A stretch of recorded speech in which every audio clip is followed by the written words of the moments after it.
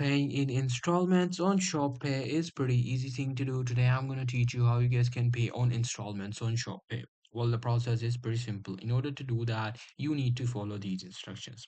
First things first, what you have to do is you just have to shop online at a participating store and add the items to your cart. Now you just have to go to any of the store which accept ShopPay as a payment method. Now you just have to select any of the product that you want to buy and simply go to checkout. Once you are ready to make a purchase, you just have to go to the payment method and select show pay as your payment method.